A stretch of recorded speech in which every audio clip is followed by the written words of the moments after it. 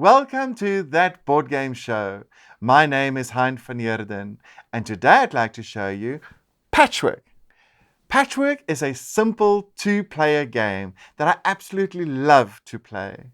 It reminds me of an old quilt with different patches being sewn together. In this game, you will do exactly that. It's like a Tetris style game where you get different tiles representing the different patches and you have to lay them and match them on your grid in front of you. It's exciting to get them there and remembering to have enough buttons to buy the next piece that you see around on the table. Let me show you Patchwork.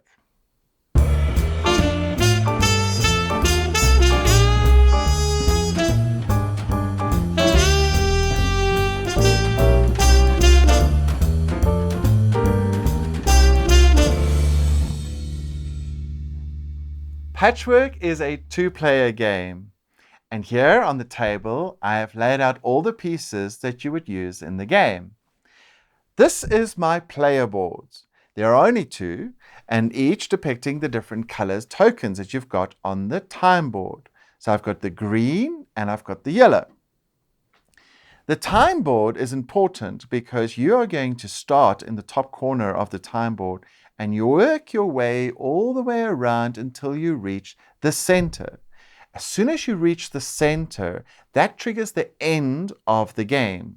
And now you have to add up the number of coins or buttons, which effectively are coins, but the number of buttons that you have accumulated through the game in order to see who has built the most beautiful quilt in Patchwork.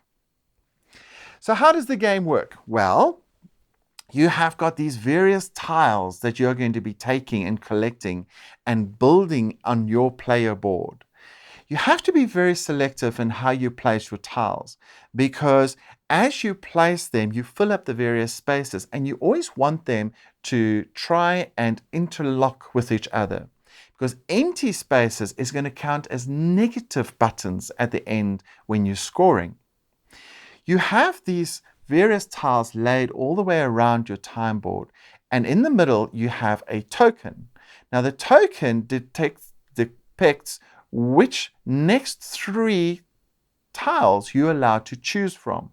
So if this token is over here, I'm allowed to pick one of these three tiles to be able to use on my board. As I do so, I'm going to have to pay certain costs. So let me show you. If I choose to pick this particular tile here, all right, I'm going to pick it up, move my token to that position so that it represents the next set of tiles or indicates the next set of tiles that I can pick up. From here then, I need to pay for this token with two buttons. All right, so I'm going to take my two buttons and pay them in. But it also gives me 2 time points. Now, these time points is what's going to mark my position on the actual time board. So I can move ahead 2 time points. And then I get to take this and play it on my player board. Now, as I said, I could play it anywhere I want to, but it's always better to go and try and fill up the gaps as best as you possibly can. So I'm going to place it over there. Now, it's just been Green's turn, right?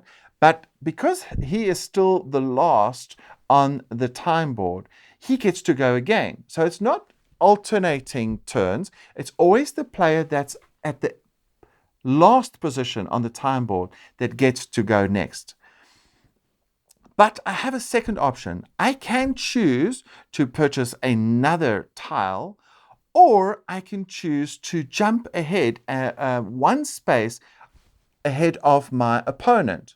And in doing so, I gain buttons from the pile, from the store, for the number of spaces that I jump ahead. So in this case, if I had to jump ahead 1, 2, 3, 4, 5, 6, 7, 8 spaces to one space ahead of him, I would get 8 buttons from the stockpile. Another thing happens as I do that, interestingly enough. I pass these blue buttons on the board. Now, as I pass these blue buttons on the board, they also give me money or tokens from the draw pile. And there I get X amount of buttons depending on the buttons that I've got on my player board. So not only do I gain my 1, 2, 3, 4, 5, 6, 7, 8, 9 tokens or buttons from moving ahead of him, that's 6, 8, 9. I also passed this blue button, which allows me to get 1, 2, 3, 4 more buttons, because that's how many buttons I've got on my playboard. And then I passed a second blue button in my progress, which allows me to get another 4 buttons, because that's how many I have on my playboard. So now I have got plenty of buttons to purchase the next set of tiles to lay down. This is important because some of these tiles actually cost quite a bit of money. I mean, the one example that I've got here cost me 10 buttons, except for this particular one, which is in the shape of a cross, which doesn't cost you anything because Jesus has already paid your price on the cross. So, now that I've completed my round, yellow is the end of the time board, so they get to go next. Yellow is going to choose to also purchase, and they are going to purchase the cross for free, which effectively gives them 3 time points, okay, which means they get to move 1, 2, 3. Note that this is a space on the time board. And then they get to take their tile and lay it down wherever they choose on their board. But this little thing that I've shown you now, that I told you is also a tile, also gives you an added bonus, because as you pass or land on that tile, you get an extra little piece of patchwork for free that you can put down on your board. And I've got a perfect little spot here where this one can fill the gap.